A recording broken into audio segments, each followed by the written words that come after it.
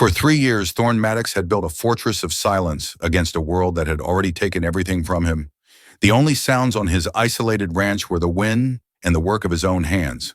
So when the crunch of unfamiliar footsteps broke the quiet, he reached for his revolver first. They appeared at his fence line like ghosts from a forgotten world, 3 Apache women barefoot, bruised, and hunted. The oldest met his hostile gaze without flinching. "We need shelter." In their eyes he saw a pain he recognized, a story of loss he knew all too well. And Thorn, a man who hadn't opened his door to another soul in years, was faced with a choice: preserve his solitude or shelter the storm that had just washed up on his land. Thorn Maddox hadn't spoken more than a dozen words to anyone in nearly 3 years. He made sure of it. The land past Dry Knife Ridge was rough and isolated, thick with juniper low valleys, cut deep by runoff.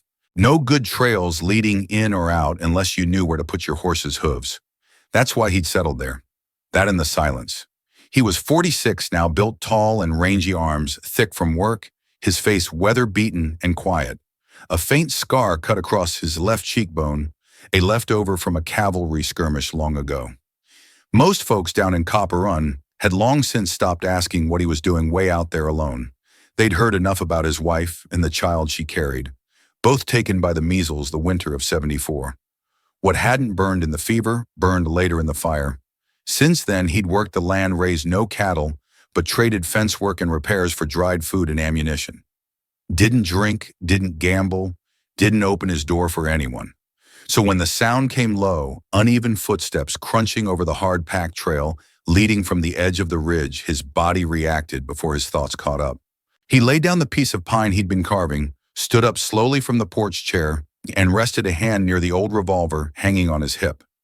His eyes narrowed, too heavy for deer, too light for a horse, not a wagon. He stepped down into the yard. They appeared slowly around the fence line, as if unsure they'd reached anything at all. 3 figures, all barefoot, clothes torn and dusty. The oldest looked to be around 30, tall and square-shouldered, with cuts on her arms, a busted lip, her dark tie back in a makeshift wrap. She walked with purpose, even if a stride showed pain. The middle one, maybe mid-20s, was limping slightly, her dress slipping off one shoulder, neckline torn, exposing the soft rise of a chest and the thin bruising around her collarbone. A hand stayed her sides, fingers twitching with uncertainty. The youngest, barely out of girlhood, stuck behind the 2 like a shadow, a worn blanket wrapped around her like a shield. Thorn didn't move, didn't speak. The oldest one, Asha, though he didn't know her name yet, raised her chin. "We need shelter," she said. "We don't aim to steal. We just need a place to stay. Few nights will work." Her voice was raw but steady. She didn't plead, didn't explain. The girl behind her, Nomi, looked ready to bawl at any moment, her wide eyes flickering to the tree and the dirt, the sky. The middle one, Leia, shifted away, trying not to lean too hard on a bad ankle. She didn't look at him directly, only downward, like waiting for a blow or door slammed shut. Thorn's jaw clenched. He didn't ask why they were out here. Didn't need to. The bruises told enough, the torn fabric, the way none of them would meet his eyes long. He remembered seeing looks like that before, after raids, after sereners, after cruel hands had taken too much. His eyes moved to the pump by the fence, then to the barn, then back to the 3 women. He gave a single nod, a small, almost imperceptible gesture. They stood frozen for a moment. Then Asher moved first, guiding Leia, gently glancing at Thorn only once. He didn't stop them, didn't speak, didn't reach for his pistol either. That more than anything told them they were safe. For now he didn't offer them a house. He wouldn't, not yet. But he opened the band door wide. Inside it was clean. He kept it that way. Straw, fresh water barrel full, extra blankets folded near the workbench. He'd slept in that van himself more nights than he could count. That night they slept in the loft. Thorn sat out on the porch, shotgun resting across his thighs. His mind wasn't quiet. Part of him wondered if he was being foolish, letting strangers in women who might be hunted. Maybe there were men close behind them. Maybe it was a trap. But then he remembered Leia's limp, the way Nomi clung her sister's arm like a child, her voice never rising above a whisper. He remembered how Esher hadn't flinched, had looked him square, though bruised and filthy, and said, "We'll work." The next morning he didn't go to the barn. He hauled firewood, fed the yearling, repaired the gate hinge. Then he found his tin cup cleaned and placed upside down by the basin. The water bucket had been emptied and refilled. Someone had scrubbed the trough, even recoiled the rope he used to haul water from the well. He looked out toward the barn, squinting against the rising sun.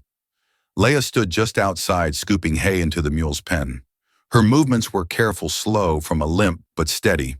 Her shawl had slipped down her back, exposing the dark full of her hair and the neckline of a torn dress again. She didn't pull it up right away. Maybe she didn't notice, or maybe she didn't care. She didn't glance at him.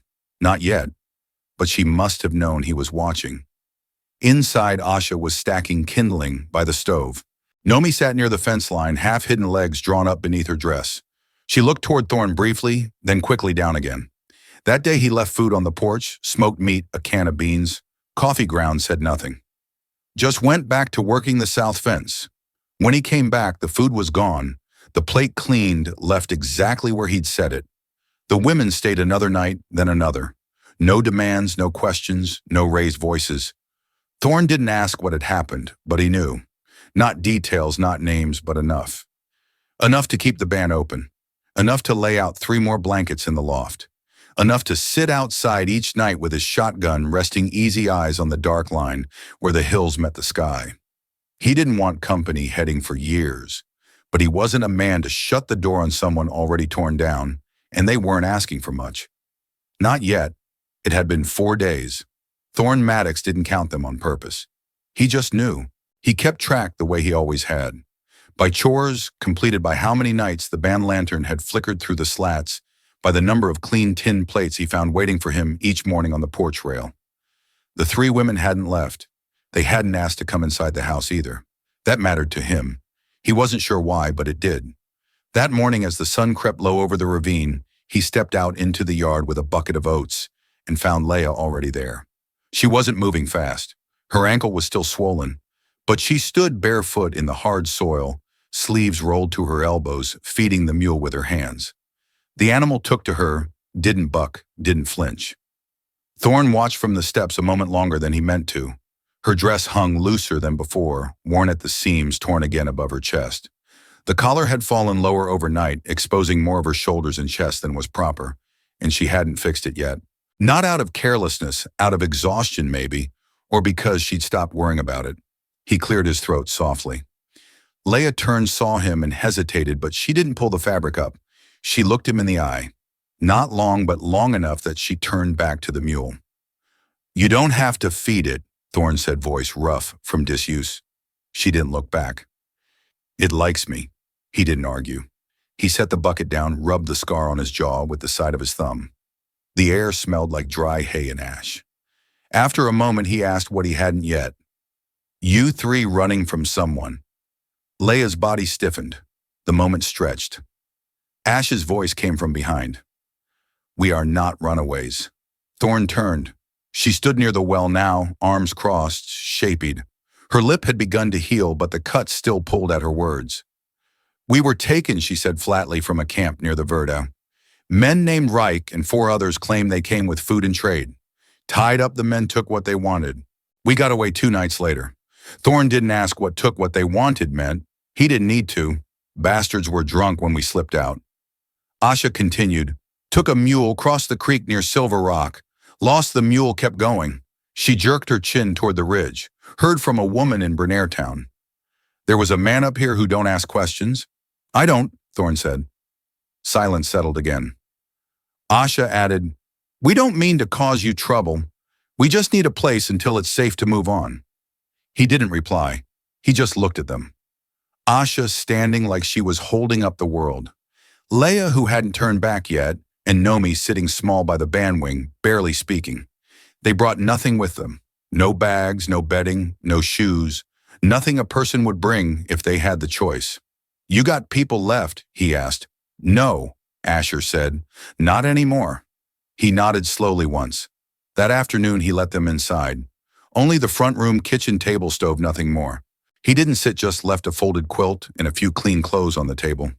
He'd kept them in a chest for years, his wife's old things. He hadn't touched them since the day she died. He didn't say where they came from, didn't explain, just left the room and closed the door behind him. When he came back near sundown, the clothes were gone. The sear bin folded again, neater than before, and a pot of beans simmered on the stove. The fire was banked. The floor swept. A plate sat on the table with hot cornbread and boiled eggs. No one said anything about it. That night, Leah stood on the porch alone. Her dress had been mended roughly at the shoulder with thick gray thread. It held better now. She watched the stars without speaking. Thorn leaned against the post, arms folded. "Thank you," she said, barely audible. He didn't answer, but she didn't seem to expect one. Behind them inside, Asher stirred the coals, while Nomi hummed low under her breath, wrapped in the quill he'd given them. The hum wasn't cheerful. It was low-tired, but it was something. For the first time in a long while, the house wasn't quiet. It was something else, something alive, and Thorn wasn't sure yet what to make of that. The days settled into a rhythm neither planned nor spoken. Thorn rose before first light lit the stove-split wood and walked the fence lines. When he returned around mid-morning, the porch steps had already been swept, the ash pan emptied, and the barn mucked out. The women didn't wait for instruction. They worked without needing to be asked, without needing to be thanked. Leah's ankle improved slowly. She moved with a noticeable limp, but pushed through it, carrying water buckets with both hands, washing his extra shades without being told to. When Thorn tried to carry the pail himself one morning, she took it from him firmly. "I can," she said. He let go. Escher was harder to read. She didn't trust easily. He could see that, but she didn't challenge him either. She moved through the house with a purpose, inspecting walls, checking the pantry clearing brush away from the foundation. She asked once if there was a rifle she could use for hunting. Thorn told he had a spare. She didn't press it further, but from then on she made sure to stack firewood, higher cut, more kindling. Keep the rifle near the door when he wasn't home. Nomi remained quiet. The girl barely left his sister's side.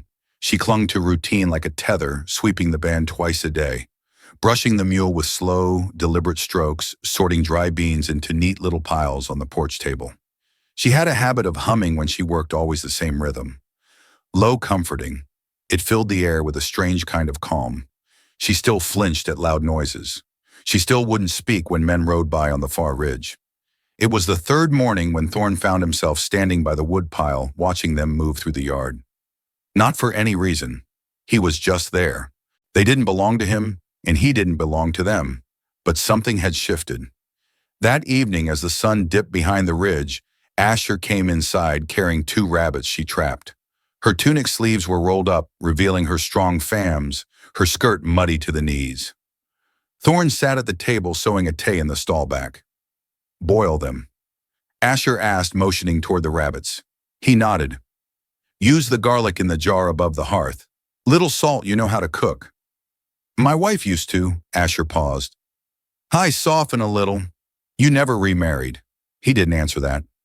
Didn't need to. That night they all ate together. First time. No words about it, no ceremony, just 4 tin plates and shared pot. Nomi said thank you. Leah watched him as she ate, her eyes resting on his hands more than his face. After supper, as they cleared the table, Leah lingered behind while Asher helped Nomi to the band. "You married long?" she asked quietly, eyes on the empty plate in her hands. 8 years. Did you love her?" Thorn didn't look at her. He stood by the stove, feeding in one more split look. "Yes." Leah nodded slowly. She didn't cry.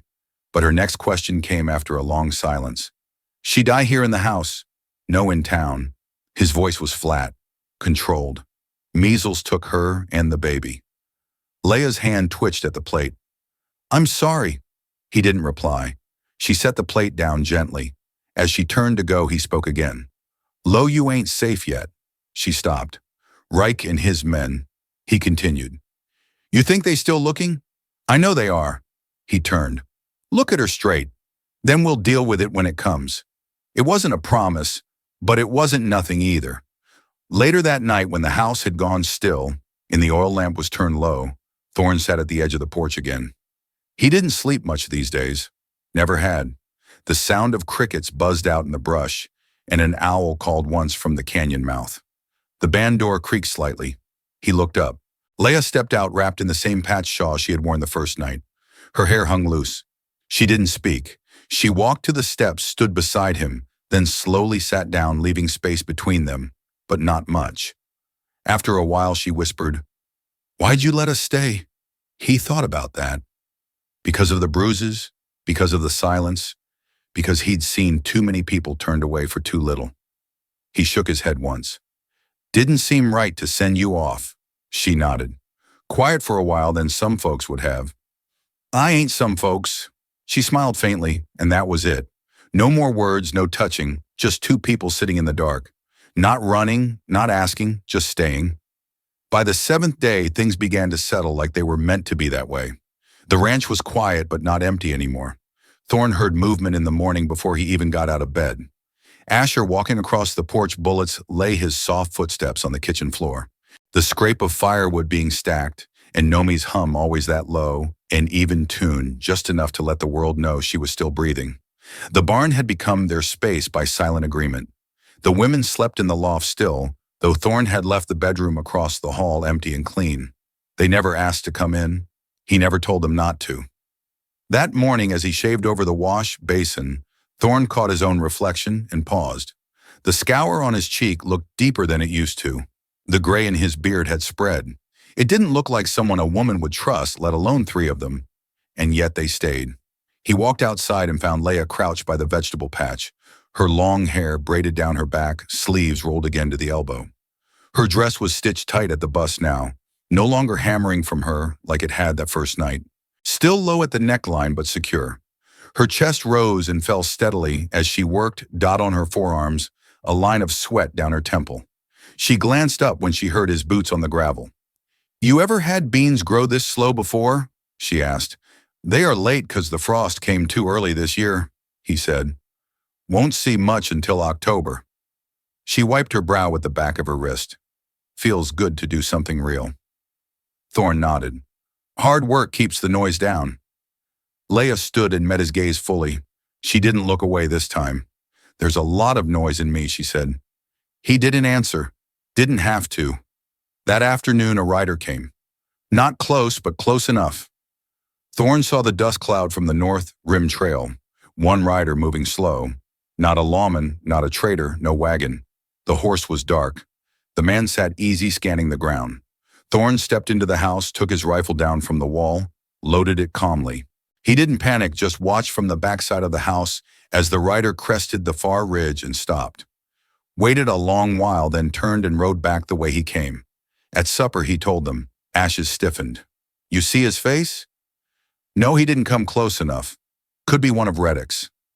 Could. She stayed at the wall, then stood. We'll leave before dark. Thorne didn't move. You're not going anywhere. Asher looked at him defiant. You said it yourself. He said, they're still looking.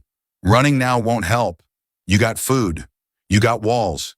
You got someone will shoot back if it comes to that. She didn't argue. Not because she agreed, but because she knew he wasn't wrong. Later that night, Leah stayed behind after dishes were done.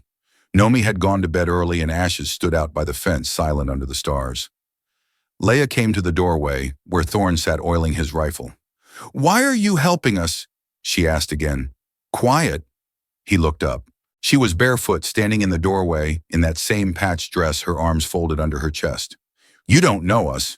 You didn't do anything to deserve what was done to you, he said. That's enough.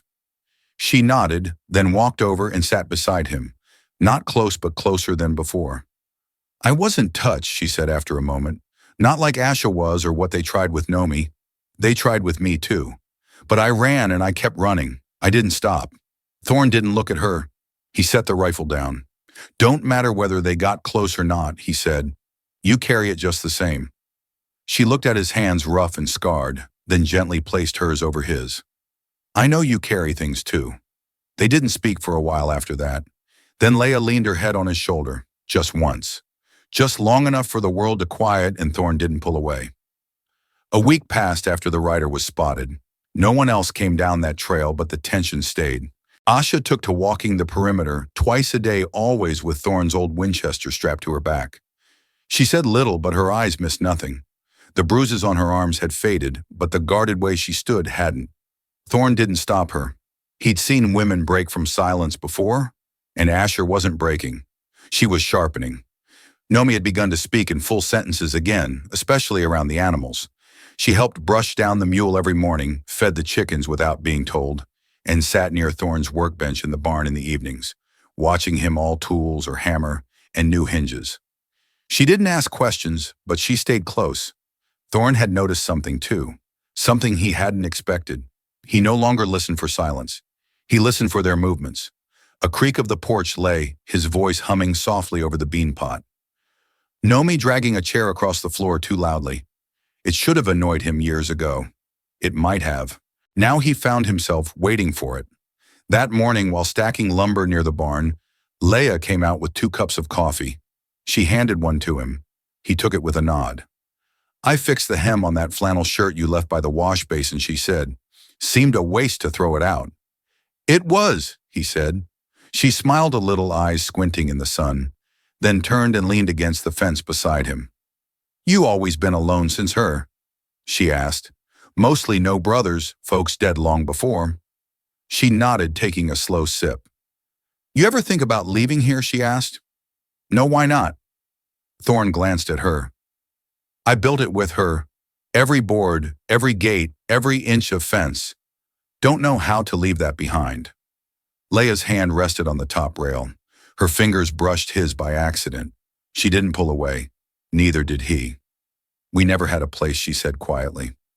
"Not really. Camp to camp. Army mover us twice. Then the traders. Then Reich." She looked toward the hills. "This place. It's the first time I ever slept without dreaming of running." Thorn didn't answer, but something in his chest shifted. Not pain, not comfort either. Just weight. A familiar one. That evening, as dusk settled in, a horse approached. Not a stranger this time. Tom Belden, a local from Copper Run, rode up the trail and dismounted by the fence. Thor met him outside, rifle resting under one arm, not lifted but visible. Tom raised a hand. "Ain't trouble. Just came to warn you." "Warn me." "There's talk in town. That bounty trader Reich is asking about 3 Apache girls that went missing near the Verde. Claims he paid for him. Says they are runaways. No proof, just noise, but is putting up flyers. Offering coin." Thorn's jaw tightened. "Town marshal ain't lifting a finger. Says he don't meddle with property disputes unless they are in town limits." Thorn didn't respond, just nodded once. Tom glanced toward the band. "That flyer reaches the wrong sort. They'll come sniff and dot. I'm away." Tom reached into his bag, handed him a folded sheet. The flyer. It showed sketches. Crude but unmistakable. Esh's angular face. Nomi's timid eyes. Even Leia's neckline drawn lower than real. Beneath it read, "Fugitive's property stolen from contract. Reward paid on return." Thorn folded the paper slowly and shoved it into his coat. "You sure you know what you're doing?" Maddox Tom asked. "I do." Tom tipped his hat and rode off. That night, Thorn brought the flyer inside. Leia was at the stove. Asher and Nomi sat near the table. The moment he laid it down, the air changed. Nomi stood. "He found us." Thorn looked at her. "He hasn't. Not yet." Ash's hands curled into fists. "He will. Not here." Leia stepped forward, eyes scanning the sketch of herself. "You don't ever do this," she said. "You didn't ask for us." "I didn't ask for trouble either," Thorn said. "But it came. And you're still here. That means something." He looked at Leia. "I can go into town tomorrow. Make it legal." Ashes stiffened. "Legal howl. A name on paper means no man can claim you. Not even Reich. If I marry one of you, the law protects you." Nomi's breath caught. Asher frowned. "That's not what we want. I'm not offering it as a bargain." Thorn said, "You don't owe me a damn thing. But it's what I can do, and I won't do it unless one of you says it yourself." The room was silent long enough for the fire to pop. Then Leia stepped forward. "I'll take your name," she said. "Come, Clay." Asher looked at her surprised but said nothing. Leia moved to Thorn's side. "I'm not doing it to hide," she said. "I'm doing it because I feel safe here for the first time. Because you didn't ask me for anything. Because you stay." Thorn's chest rose once. Then he nodded. "Then we go tomorrow." And just like that, the decision was made. No rings, no dress, no proposal. But for Leia, it meant survival. And for Thorn, it meant something else entirely. Something he hadn't let himself want in a long time. A reason to stay alive. The morning they rode into Copper Run, the wind was still. Thorne saddled the man before sunrise. He didn't speak much, just tightened the cinch, checked the hooves, and handed Leia the folded shawl she'd worn that first night. She took it wordlessly and wrapped it over her shoulders. Her dress was clean mended along the shoulder and sides. Still plain, still low at the neckline, the top curve of her chest visible when she moved, but she didn't fix it anymore. She didn't have to. Asha watched them from the porch with her arms crossed, her expression unreadable. Nomi stood beside her, hugging the worn blanket around her shoulders, silent but alert. "You sure about this?" Isher asked. Leia nodded. "I ain't doing it for papers," she said. "I'm doing it because I want to stop running." Thorne gave Asher a look, firm, quiet. He wasn't going to argue. By the time they reached town, the sun was high and hot. Copper Run wasn't big. 3 streets wide, 1 main road, and a half-built church tower casting a long shadow over the marshal's office. A few faces turned as they passed. A few whispered. Thorne ignored them. So did Leia. She sat straight on the saddle behind him, her hands resting loosely on the horn. They stopped in front of the old clapboard courthouse. Inside, the air smelled like ink and dried paper. Judge Conincade looked up from his desk, squinted through round spectacles, and raised a brow. "Maddox," he said, "ain't seen you in years." Thorne nodded. "Need to file marriage papers." The judge leaned back, looked at Leia. "She willing?" "I am," Leia said, stepping forward. Her voice didn't shake. Kincaid stuttered her a second. "You sure this ain't to cover trouble? It's to stop it," Thorne said. The judge shrugged. "You know how to sign, Miss Leia?" Nodded. "Yes, sir," and that was all it took. Thorne signed first, then Leia. The judge stamped the page, slid a copy across the desk, and muttered something about bureaucrats always being late with fees. When they stepped back outside, the wind had picked up again, dry and sharp, kicking dust along the boardwalk. They stood there for a moment. Leia looked up at Thorne. "You're going to kiss me?" she asked, softly but serious. Thorne glanced around the street, then back at her. "If you want that, I wouldn't have signed if I didn't." She stepped toward him. Their height difference was clear. She looked up, shoulders steady. Thorne hesitated, not from doubt, but respect. Then he cupped her cheek and leaned down. The kiss was slow, solid, not showy, not rushed, but it meant something. It meant everything. When they pulled apart, Leia's hand stayed on his chest for a second longer than necessary. On the ride back, she leaned into him a little more. Back at the ranch, Asha didn't say much. She just nodded when Leia handed her the stamped paper. Nomi peeked over Ash's shoulder lips, parting slightly when she saw the name Leia Maddox. Later that night, they all sat around the table. The stew Asha had cooked simmered on the stove. A quiet calm settled in the house that hadn't been there before. Leia took Thorne's hand under the table, just held it. Her fingers were small, strong. She didn't look at him. She didn't need to. That night, Thorne didn't sleep in his bed alone. She came to him after the others were asleep. She didn't ask. She just stepped into the doorway, the lamplight behind her catching on her collarbone, the curve of her chest where the neckline dipped. She looked at him quiet, and he stood from the chair without saying a word. When she reached for his shirt, he led her. When she guided his hand to her waist, he didn't pull back. They didn't rush. There were no declarations, just the soft sound of 2 people who had cared too much for too long and had finally found a place to set it down. By morning, she was still in his arms, and the house, for the first time in years, didn't feel like a place built from loss. It felt like home. Morning came slow and cold. The wood stove crackled in the corner, and outside the wind rattled the shutters like it always did before the weather turned. Thorne stirred awake with layers still pressed against him, her breathing deep and steady, her hand resting flat over his chest. The quilt had slipped low, baring her shoulder and collarbone, her skin warm against the morning chill. She didn't wake when he rose, didn't flinch when he quietly covered her again. That was new. He moved through the house quietly, not needing light. His body knew every floorboard, every squeak. By the time he stepped onto the porch, the sun hadn't yet cleared the ridge. He sat, rifle across his lap, boots, cold coffee mug in hand. It was routine, but everything felt different. He wasn't alone anymore. Inside, he heard movement. Bare feet on pine, a pan clinking on the counter. Asher up early like always. She kept the place running like a soldier ran a camp. There was no softness to her in the mornings, just focus, efficiency. But she hadn't said a word about the night before. Hadn't needed to. It was Nomi who broke the silence. Just before noon, she came to him near the barn barefoot, dragging a worn blanket around her shoulders. Eyes looked clearer than they had in days. "I want to stay," she said, voice low but firm. Thorn turned to her. "You are. I mean, even if they come," he nodded once. "They'll have to go through me first." She looked down, then back up. "You do that for all of us."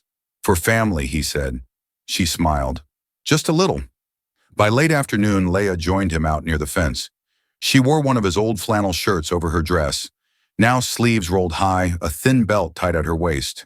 She looked different, still Leia, but steadier, less hunted. She leaned against the post beside him. "You ever think we'd come to a place like this?" she asked.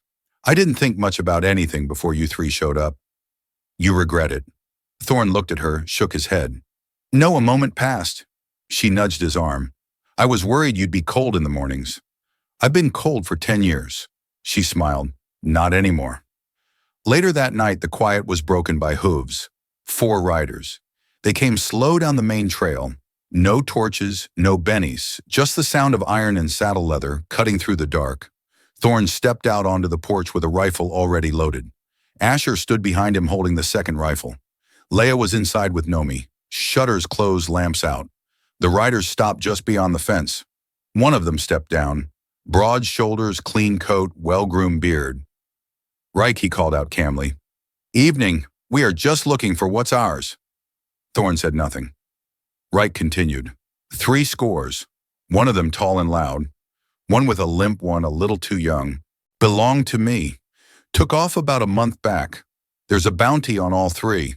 Thorn raised a rifle, slow, deliberate. They belong to no one, and there's no bounty for married women. Reich chuckled.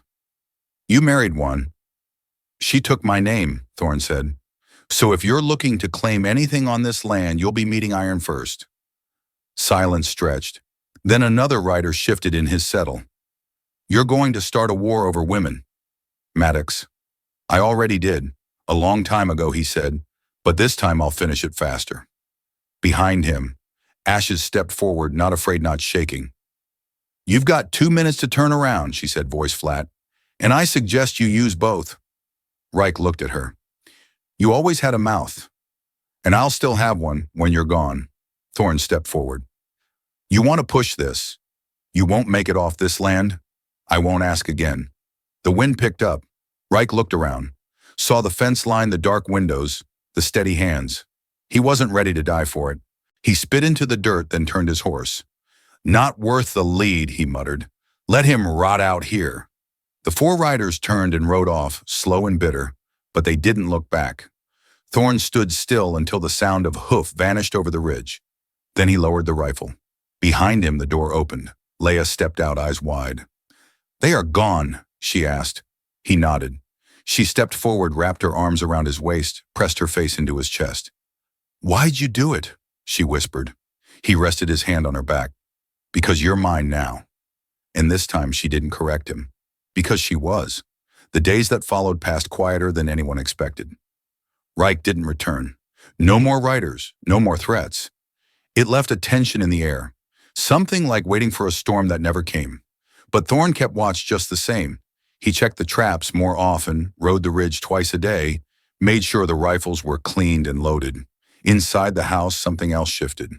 Leia began sleeping in his bed each night without hesitation. Her presence no longer felt like a visitor's.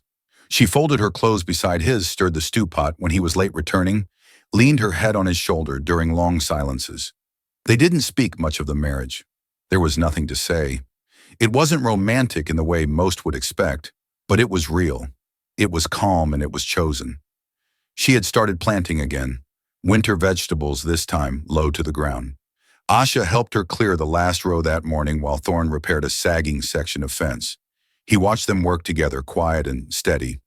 Neither woman smiled often, but both of them had begun to move with more ease, their shoulders less tight, their eyes no longer scanning the tree line every 5 minutes. At supper that night, Nomi spoke more than usual. She had begun to read slowly, with Leia guiding her through the words in a weathered prime Thorn had dug out of an old trunk. The girl still didn't like loud voices or strangers, but she no longer looked like she was planning to run at any given moment. That was something. Escher sat at the table afterward, her arms folded watching Thorn over her cup of coffee. You meant what you said, she asked. I usually do. He said about all of us being family. He met her eyes. I don't say things I don't mean.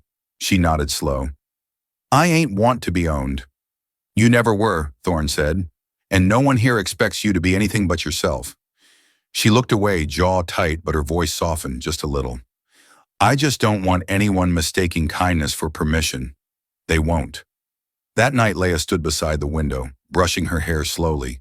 The lamplight caught on her collarbone, the front of a dress opened just enough to show the swell of her chest beneath the fabric. She wore it that way without shame now, without apology. She turned to him. You don't look at me like I'm broken, she said. You're not, he replied.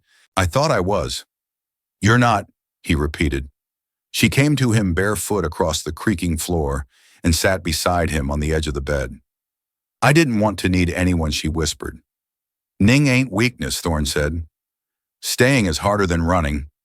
She nodded, then leaned into him, his arms wrapped around her. Slow, steady. She pressed her forehead to his neck, her voice low. I'm late, she said. Thorn didn't react right away. He pulled back slightly, looking into her eyes. You show. I've counted. It's not the first time I've worried, but this feels different. He searched a face. You want that I don't know, she admitted. But with you, I don't feel afraid of it. He nodded. Then we take it one day at a time. They didn't speak after that. There was no joy or panic, just a quiet understanding. If it came, they'd face it. If it didn't, they'd still wake up in the same bed beside the same person who had never asked for anything but presence. In the early hours before dawn, lay her cold against him, her hand resting over his. Outside, the wind shifted again. It was colder now. The seasons were turning, but the house held warmth. And for the first time since the women had arrived, the past no longer felt louder than the present. The snow came earlier than expected. By late October, the higher ridges were dusted white, and the mornings turned bitter. The wind came down sharper, and the animals drank less. Thor made a second chimney for the band stove, fixed the leak in the roof himself before the freeze could settle into the beams. He'd spent 15 winters up there alone. He knew what was coming, but this one was different. Leia sat in front of the fire now with Nomi cold beside her, wrapped in a quilt, and trying to sound out words from the same worn book. Asher had taken to the fields and firewood, like a foreman prepping the root cellar, salting down the last of the venison. There was no question anymore whether they were staying. They already had, and Thorn had changed. He caught himself smiling more, not wide, not often, but enough that it surprised him. He still didn't speak much, but the silence in the house didn't carry weight like before. Now it carried peace, shared rhythm. No one asked him for more than he could give, and somehow he gave more anyway. That morning, Leia stood beside the stove, staring down at the pot of coffee, with a hand resting over her lower belly. She hadn't said anything new since that night weeks ago, but the way she moved slower, the way her appetite shifted, the way she kept unconsciously touching her middle, it said enough. She turned when she felt his eyes on her. He was sitting in the rucker by the window, boots off, the cup in hand. I think it's real, she said. He stood and crossed the room. She didn't flinch. He placed a hand over hers. Then it's ours, he said. She looked at him, eyes wet but steady. You shall. He nodded. I never thought I'd be a father again. Never thought I deserved to be. But this ain't about the past. Asha entered just then, carrying in a bundle of kindling, the cold still clinging to her shoulders. There's D tracks near the edge of the ridge, she said, dropping the wood near the stove. Small ones might be a lake cough. Could be meat. She looked between them, noticed Leia's hand said nothing, but something softened behind her eyes. I'll hunt it, Thorn said. I'll go with you, Asher replied. No need.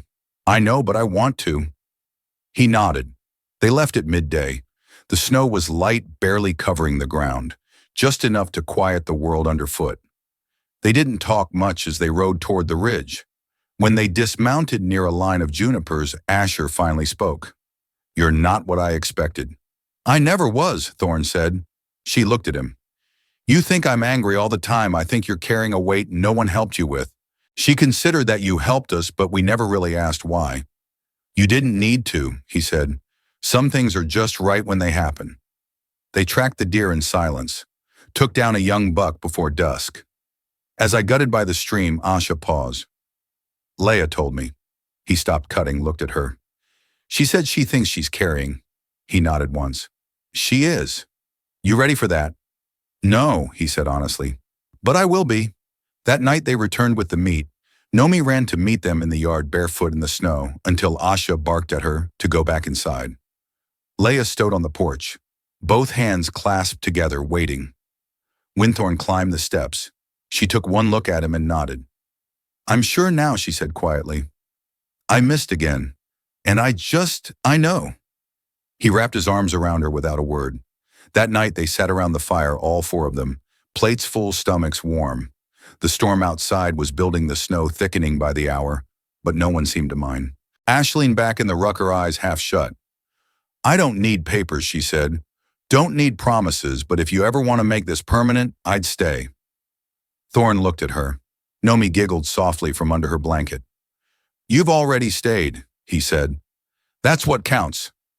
Leia reached for his hand and pressed it to her stomach, and in that moment there was nothing missing. No loose ends, no debts owed, no danger, left only four people who had come through hell in different ways. Now under one roof with one name and one future. The storm raged through the night, but inside that cabin it was warm and they stayed.